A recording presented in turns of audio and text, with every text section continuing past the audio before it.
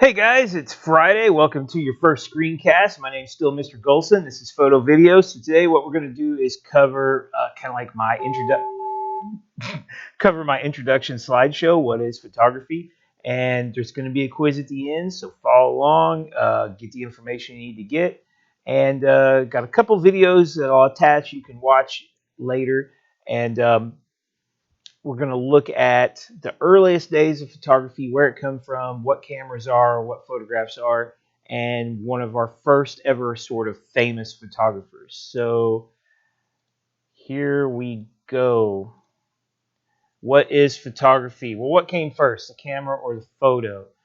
And if you're wondering, well, it was the camera. It's not like the chicken and the egg. Photos don't make more cameras. So you have to have a camera first. But cameras have been around for a lot longer than you think. And by the way, if you saw this before, I showed a little bit of this to the A group. You can skip forward a little bit if you need to. So prehistoric people were aware that light passing through a tiny opening created projection. This is something people have known forever. If you have a street light near your house and trees around it, you should actually be able to see this at night. You'll be able to see through the shadows of the leaves. You should be able to see a projection of the street light. So if you're curious, check that out. See if you can see it. This image shows you that you can see during an eclipse. You can see the actual projection of the eclipse through the openings of the leaf. Instead of just like the light that you would expect to see, you actually see a projection of what's in the sky.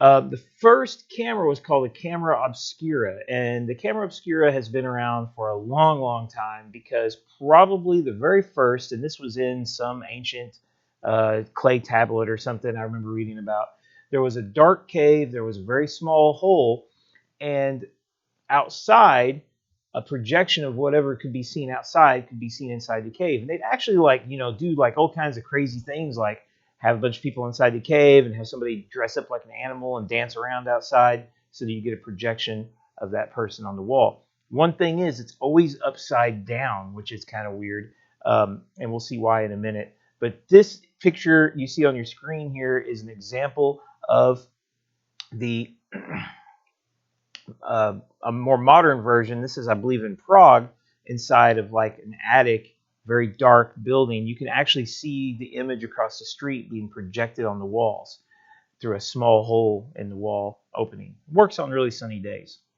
So Leonardo da Vinci, you probably heard of him. He's pretty famous. He actually is the one who figured this out. He wrote down a scientific explanation of how this phenomenon works. And he figured out that light would kind of travel like in a beam and a ray, and it would, when it goes through the hole, it gets flipped upside down. So light from the top would end up on the bottom of the projection. Light from the bottom will end up on the top, and you get an upside down projection. And here he figured this out mathematically. And over here he kind of actually showed how the eye is actually, if you dissect an eye, and I'm pretty sure Leonardo da Vinci dissected eyes because he was really into like human body and anatomy, figuring out how that works. He could show that the inside of the eye was actually just a very small camera obscura, like this room over here. So the Renaissance, the camera obscura was used as a drawing aid. It was used for experiments. It was used for entertainment. You could show projections on the walls inside of a dark room. People thought it was almost like magic. It was very interesting. It was used as a drawing aid because you could have paper on the wall and you could trace the projection.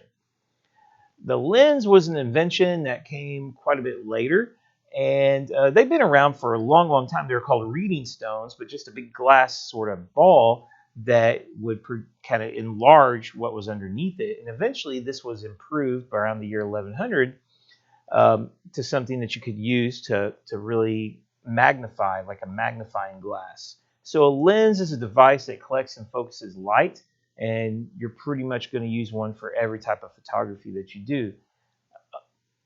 So the telescope took these lenses. It was one of the first times that Galileo figured out you could use these lenses to magnify things a lot.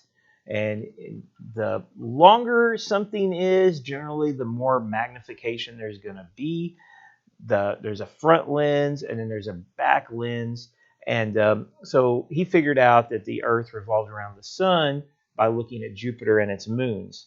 And oops.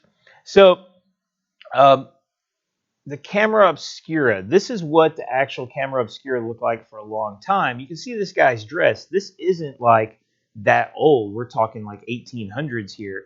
And the camera obscura was used for drawing. So it was like a drawing tool. You can see here's the lens. Light passes through.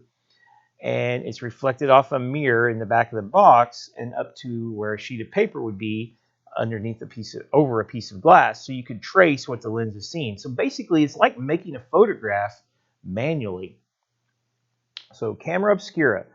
Camera means room. Obscura means dark. A camera obscura is a dark room, and that was the first camera. Now, making a photograph came a little bit later. This is a camera obscura, and this is one of the very first photographic cameras. You can see it looks a lot like this. It's just a little smaller. So instead of actually drawing, the image in the back, you would use a piece of photographic sensitive material. Now, the original photographic sensitive material was a type of silver. And here's one of the first photographs. And it's not very impressive. You can see you can barely make it out. There's some walls, there's some buildings, there's a tree, there's a roof. It was not very good. And this was the very first one, 1826, 1827. A photograph is an image made by light striking a photosensitive surface. So what is a photograph? Photo means light. Graph means drawing. It's essentially a drawing made from light.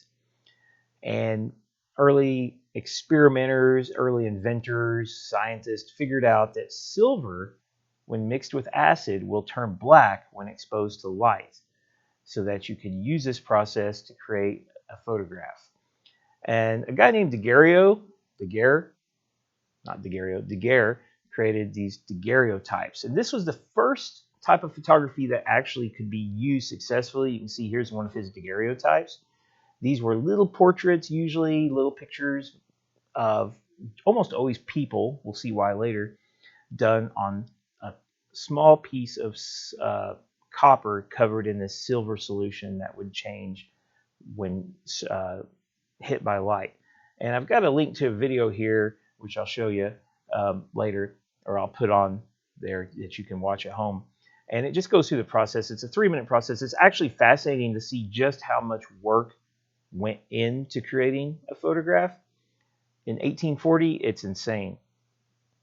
So this was later improved to glass plates, and we had these negatives. So negatives were taken on plates of glass instead of copper plates. This was photography for a very long time, starting around the 1850s, 1860s. Glass was used instead of film, which you may have seen before, or sheets of metal to create an image. It was better, but it still was very complicated, and it was a very specialized process that only a handful of people knew how to do. Here's an example of a negative. You've probably seen this before. It's essentially inverted. Light becomes shadow, shadow becomes light. Faces that would normally be very bright become very dark, and clothes that would normally be, say, like black suits become white suits, and everything gets reversed.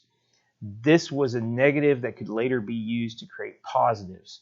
Positives would be like what you normally see in a black and white image.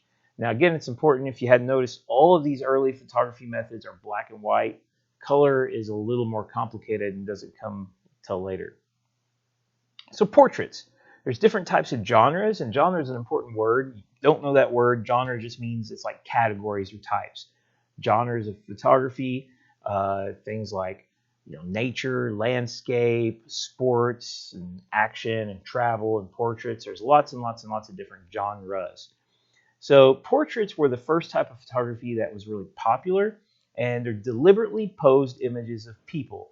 So you're actually going to have people stand in front of the camera. They had to stand very still, and we'll see why in a minute.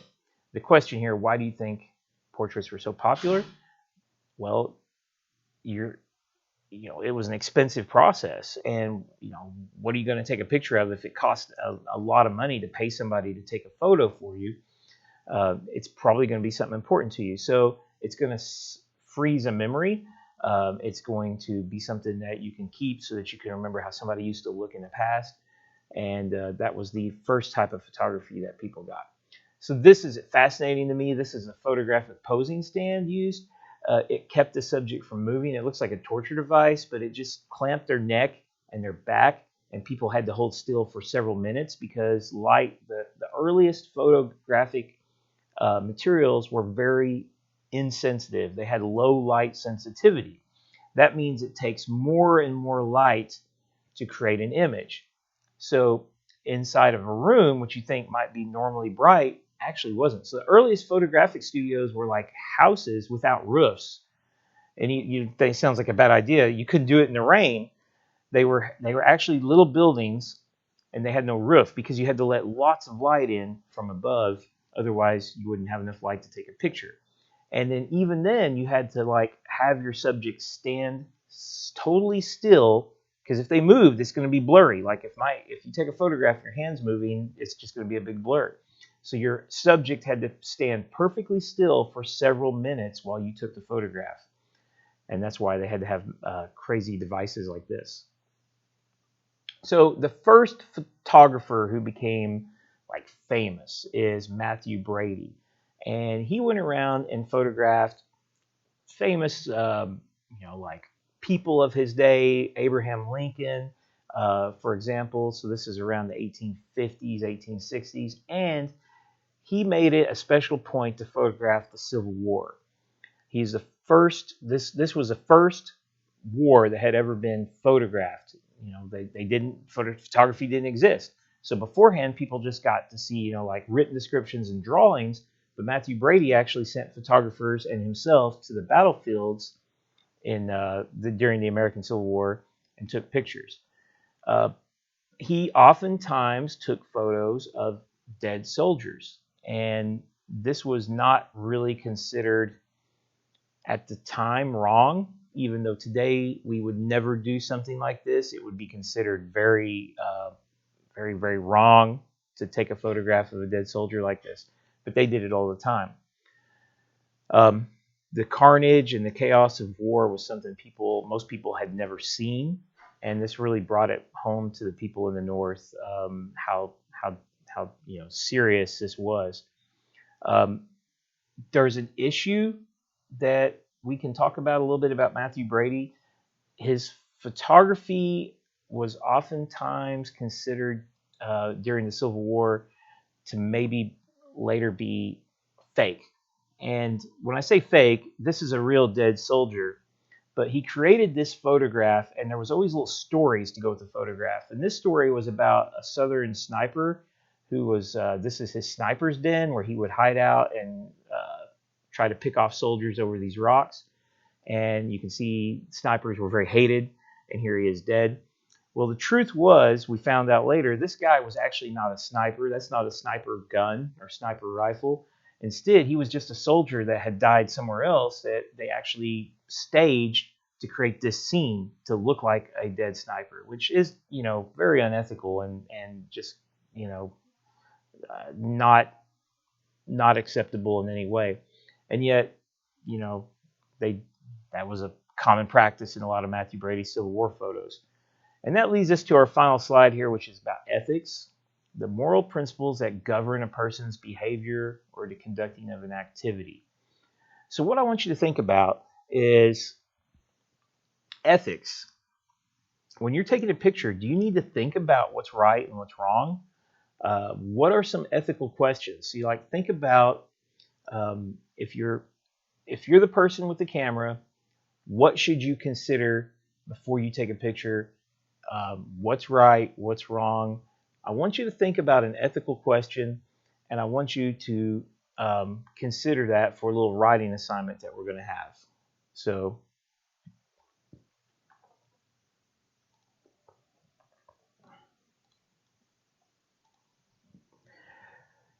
guys, appreciate it. Thanks for paying attention. I'll see you next week on your A or your B day. and follow along. Make sure you do the assignments posted in Classroom. And I'll have 2 links to the videos, the daguerreotype video and the Matthew Brady video. If you're interested in that Civil War era, the photography it's a pretty cool, and both videos are pretty short. So thanks. See you next week.